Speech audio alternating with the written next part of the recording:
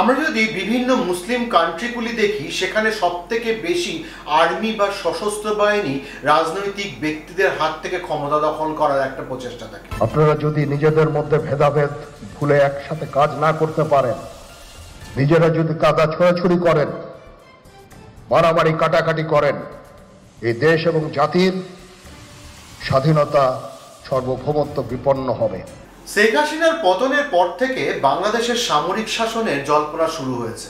অতীতে একাধিকবার সামরিক শাসনের সাক্ষী থেকেছে বাংলাদেশ। এখন কোনো নির্বাচিত সরকার না থাকায় মাঝে মধ্যেই সেই জল্পনা তৈরি হচ্ছে যে বাংলাদেশ সেনা, বাংলাদেশ বায়ুসেনা ও বাংলাদেশ নৌসেনা কি ইউনূসকে হটিয়ে ক্ষমতা দখল করবে বাংলাদেশে। বিশেষত আলোচনার কেন্দ্রবিন্দুতে বারবার উঠে আসছে সেনাপ্রধান ওয়াকারুজ্জামানের নাম। পরবর্তীকালে সেই আলোচনাতে ঢুকে পড়েন বায়ুসেনা প্রধান air chief marshal Hasan Mahmud খান।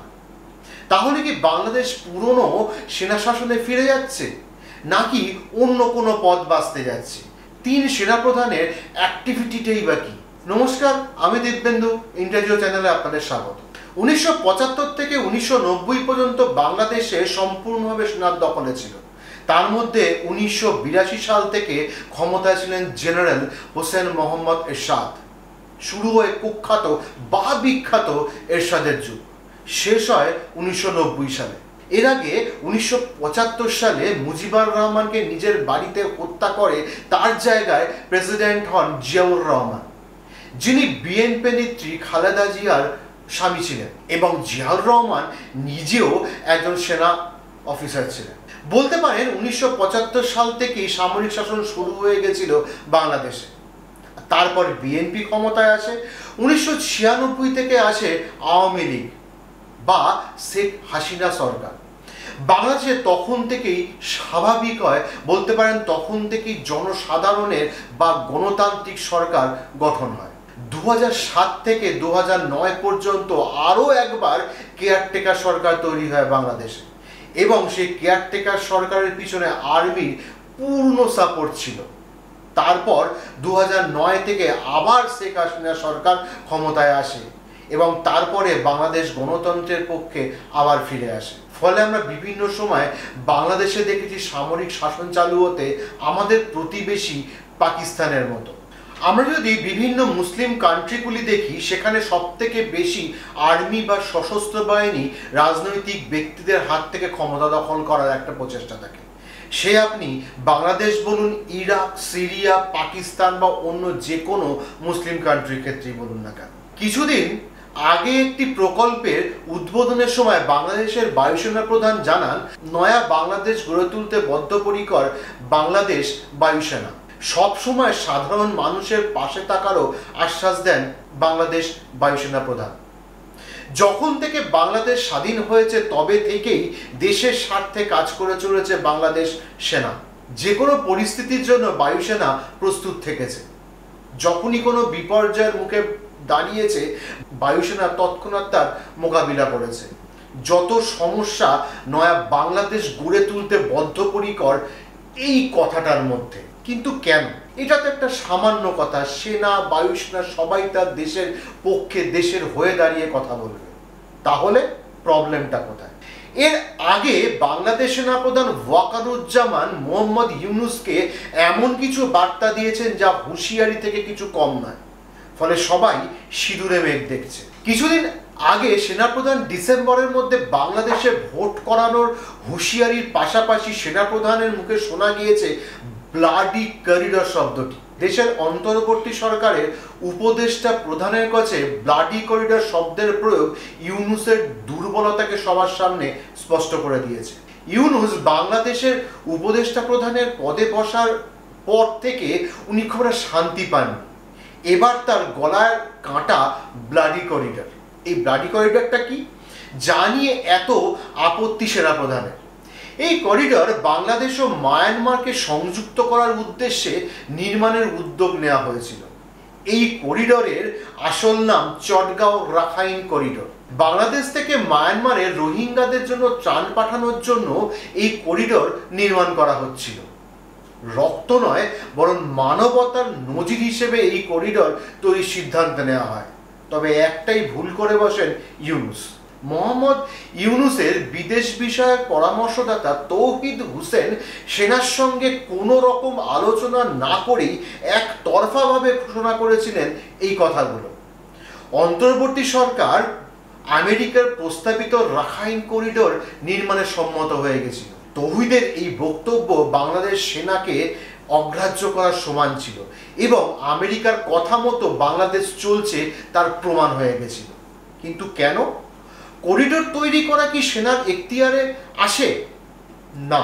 আবার বলতে পারি আসে। কেন? কারণ সেই বিপুল পরিমাণ সংখ্যায় যে শরণার্থীরা বাংলাদেশে ঢুকবে তাদের সামলাতে ডাক পড়তো সেনার। বাংলাদেশের জনসাধারণের মধ্যেই আলোচনা হচ্ছে আমেরিকার নিজের সামরিক ও রণনীতিক ফায়দার জন্যই কি এই প্রজেক্ট তৈরির চেষ্টা চালাচ্ছে। সেক্ষেত্রে পাপেট হিসেবে ইউজ করা হচ্ছে ইউনূসকে।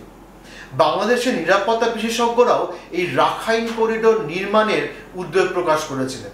তারা বলেন রাখাইন অঞ্চলে আরাকান সেনার মতো বিদ্রোহীদের গতিবিধি এবং মায়ানমারে তাদের নিয়ন্ত্রণ বাংলাদেশের অস্থিরতা তৈরি করবে।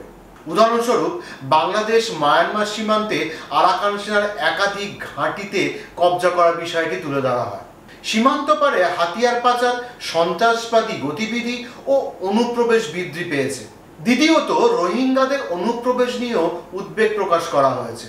নিরাপত্তা বিশেষজ্ঞদের আশঙ্কা রাখাইন করিডোর রোহিঙ্গা শরণার্থীদের পরিস্থিতিকে আরও জটিল করে তুলতে পারে। বাংলাদেশে আগে থেকেই 10 লক্ষ রোহিঙ্গা শরণার্থী রয়েছে। করিডোর খুলে গেলে মায়ানমার থেকে বিপুল পরিমাণ শরণার্থী বাংলাদেশে এসে হাজির হবে। তখন কি হবে? খেতে দেবে কি? যে দেশ নিজের খাওয়ার জন্য প্রতিবেশী দেশের ওপর নির্ভরশীল তাদের পক্ষে এই দায় নেওয়া কি সম্ভব? সেনাপ্রধান সঠিক কথাই বলেছেন। তার উপর বাংলাদেশ আর্মি আন্তর্জাতিক মানের নিরিখে খুবই দুর্বল। তাদের পক্ষে টোটাল ব্যাপারটা সামলানো খুবই চাপের হয়ে যাবে, বলতে গেলে অসম্ভব। কিন্তু বাংলাদেশ জনসাধারণ আর একটা আর্মি শাসনে পড়তে পারে সেটা ভেবেই খুব ভয় পেয়ে গেছে। খুব স্বাভাবিক ব্যাপার সেটা। তবে সেনাপ্রধানের এই প্রতিবাদ স্বরূপ সেনাবাহিনী থেকে বিদায় প্রায় নিশ্চিত করে দিয়েছিল ইউনূস সাহেবের সরকার এবং রাষ্ট্রপতির কাছে সেনাপ্রধানের টার্মিনেশন লেটারও পৌঁছে গেছিল। কিন্তু বাদ সাধলেন সেনাপ্রধান নিজে। তিনি কি করলেন? তিনি নৌ ও এয়ার চিফকে সঙ্গে নিয়ে রাষ্ট্রপতির সঙ্গে দেখা করলেন এবং পুরো ঘটনাটি বিস্তৃতভাবে বর্ণনা করলেন এবং রাষ্ট্রপতির কাছে সাহায্য চাইলেন এবং সেই ঘটনার পরিপ্রেক্ষিতে তার যেটা করা উচিত বলে মনে হয় সেটা করতে বললেন। রাষ্ট্রপতি আর তার টার্মিনেশন লেটারে সই করলেন না। পরবর্তীকালে সেই রাষ্ট্রপতিকে সরিয়ে দেওয়ার একটা মরিয়া চেষ্টা করেছিল ইউনূস সরকার, কিন্তু বিভিন্ন রাজনৈতিক হস্তক্ষেপে সেটা আর সম্ভব হয়ে ওঠেনি। সেনাপ্রধান বারবার বাংলাদেশের জনসাধারণকে সাবধান করে দিয়েছেন। বলেছেন নিজেদের মধ্যে কাদা ছোড়াছুড়ি করবেন না, নিজেদের মধ্যে কাটাকাটি মারামারি করবেন না।